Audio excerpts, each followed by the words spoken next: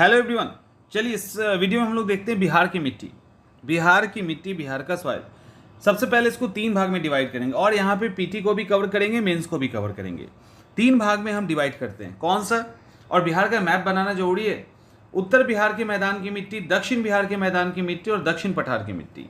वैसे इसको हम अलग अलग तरीके से कई भाग में डिवाइड कर सकते हैं, लेकिन बेसिकली नॉर्थ बिहार की जो मिट्टी है उसको 3 भाग में, दक्षिणी बिहार की मिट्टी को भी 3 भाग में और दक्षिण पठार की मिट्टी को 2 भाग में। तो टोटल 8 पार्ट में हम इसको डिवाइड कर सकते हैं, बट इसको 1-2 पार्ट हम बढ़ा भी सकते हैं।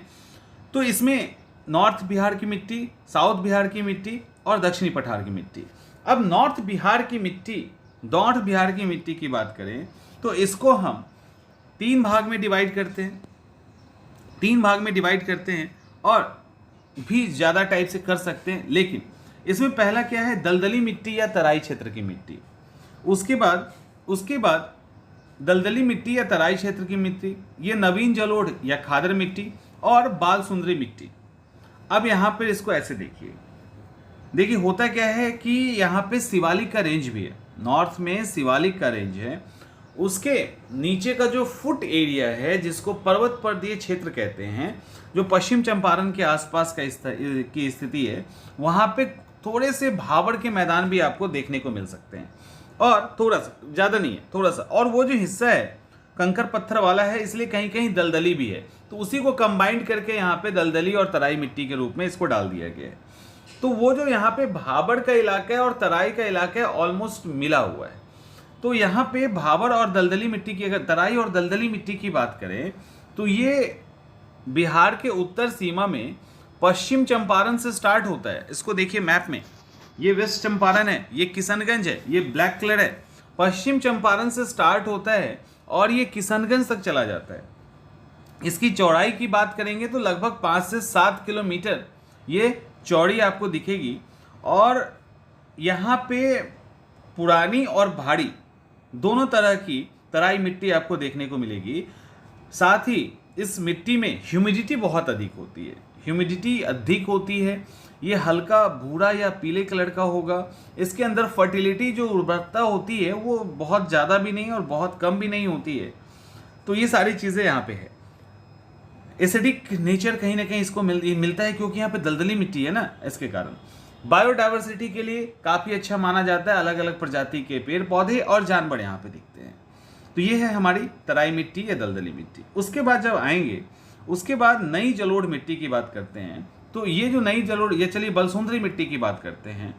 ये जो बलसुंदरी मिट्टी है, ये एक्चुअली ये तराई मिट्टी के साउथ में, तराई मिट्टी नहीं, ये खादर मिट्टी के बाद में आप इसका एक्सटेंशन देखेंगे। ये आपको जो दिखेगा बलसुंदरी मिट्टी, वो पूर्णिया के दक्षिण भाग से शुरू होकर मुजफ्फरपुर, दरभंगा, सहरसा, सारण, ये सब इलाका कवर करता है बलसुंदरी मिट्टी। ठीक है, ये सब इलाका कवर करता है। और ये पुरानी जलोढ़ मिट्टी है, ये भी एलुवियल सॉइल ही है, ये भी जलोढ़ मिट्टी है। लेकिन ये वाली जो हिस्सा है ये पुरानी जलोढ़ मिट्टी है। मतलब यहाँ पे जो बाढ़ की फ्रिक्वेंसी है वो लगातार नहीं है, कुछ कुछ समय के बाद है। इसके बाद चूने की मात्रा है वो बहुत अधिक होती है। एसिडिक नेचर का ये होता है। जो फर्टिलिटी है इसकी अच्छी नहीं होती है। अगर इसके अंदर बहुत खाद पानी देंगे तब ये ठीक ठाक काम करेगा। हल्का भूरा से गाढ़ा भूरा तक हो सकता है। तो ये भी बलसुंदरी, ये भी एलुवियल सॉइल ही है, बट पुरानी वाली। अब नई जलोढ़ या खादर मिट्टी, इसका क्या कहानी है?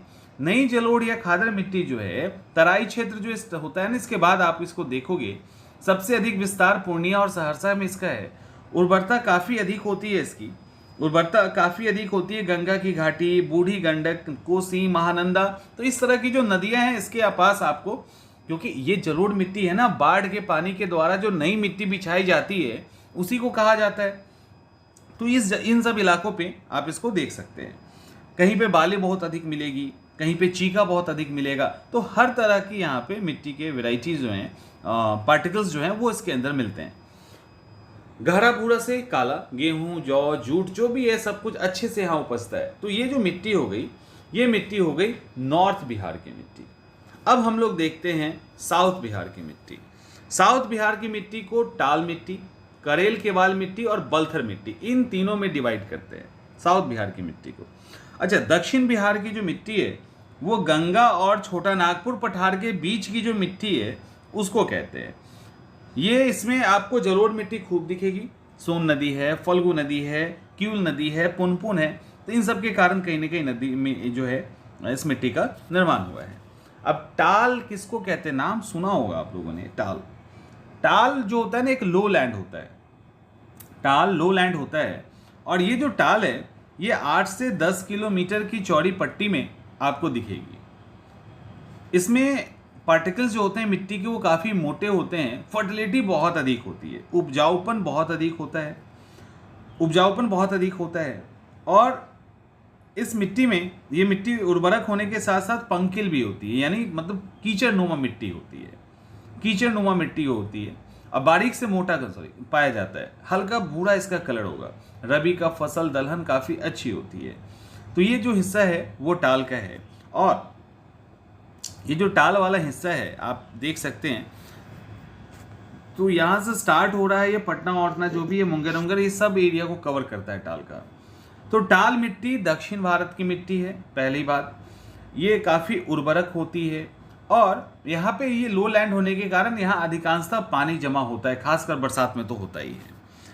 टाल के बाद पुरानी जलोढ़, इसको करेल केवाल मिट्टी भी कहते हैं, करेल केवाल मिट्टी भी कहा जाता है। ये गंगा के साउथ के अंदर है, रोहतास उतरी गया, भोजपुर, बक्सर, जहानाबाद, मुंगेर, भागलपुर, पटना, औरंगाबाद, इन सब जगह पे आपको ये मिट्टी देखने को मिलेगा, करेल केवाल मिट्टी। ये जो मिट्टी होता है ये थोड़ा एसिडिक भी हो सकता है और अल्काइन भी हो सकता है, यानी क्षारीय भी है और अम्लीय भी है, हल्का भूरा से हल्का पीला होता है। ये मिट्टी बहुत ही फर्टाइल होता है, यानी उर्वरक होता है। अच्छा, ये जो मिट्टी है पुरानी जलोढ़, तो पुरानी जलोढ़ मिट्टी को वैसे कौन सी मिट्टी कहते हैं, तो बांगर मिट्टी कहते हैं। तो ये एक बांगर मिट्टी का एग्जाम्पल है करेल केवाल मिट्टी। उसके बाद जो मिट्टी आती है उसका नाम है बलथर मिट्टी।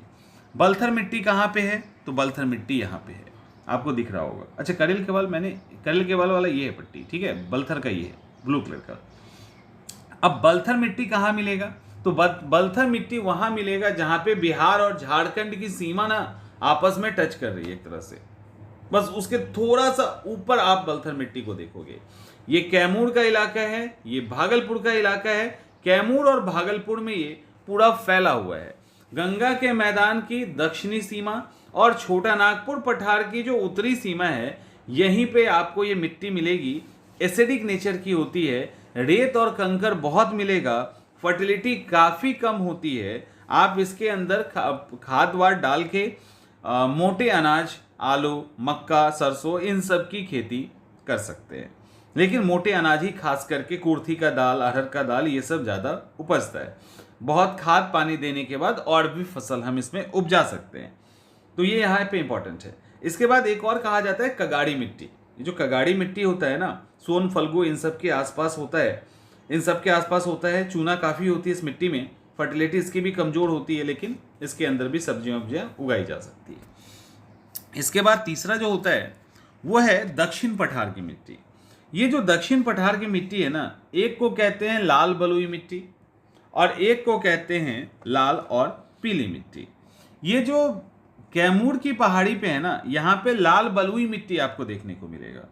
कैमूर और रोहतास के पठार पे ये लाल बलुई मिट्टी देखने को मिलता है, और इसमें बालू बहुत अधिक होता है, फर्टिलिटी बहुत कम होती है। मोटे अनाज आप यहाँ पे खाद वाद पानी दे के उपजा सकते हैं, तो इसकी फर्टिलिटी बहुत। लाल और पीली मिट्टी की बात अगर करेंगे तो लाल और पीली मिट्टी जमुई और मुंगेर की जो खड़गपुर पहाड़ी है वहाँ आप देख सकते हो। गया, औरंगाबाद, नवादा का जो पठारी इलाका है वहाँ पे आपको ये मिल सकता है। और चूंकि ये मेटामॉर्फिक और इग्नियस रॉक से बना है, अग्नि और अवसादी चट्टान से बना हुआ है और के टूट फूट से बना है, इसमें ग्रेनाइट, नीस, सिस्ट ये सब भी रहता है, तो आयरन लौह तत्व की प्रधानता होती है, इसके कारण इसका रंग लाल होता है। इसमें नाइट्रोजन, फास्फोरस, क्षार, जीवाश्म इन सब की कमी होती है, ये कम फर्टाइल होता है। ये सारी इसकी जो है वो विशेषता है। और साथ में यहाँ पे अगर अच्छे से पानी की यानी इरिगेशन की और खाद की व्यवस्था हो तो यहाँ से खेती की जा सकती है, जिसमें मोटे अनाज अच्छे से उपजता है, मक्का अच्छे से होता है और दलहन की भी खेती की जा सकती है। तो ये चीज़ें, तो ये सारे जो फैक्ट्स थे वो मिट्टी से रिलेटेड फैक्ट्स।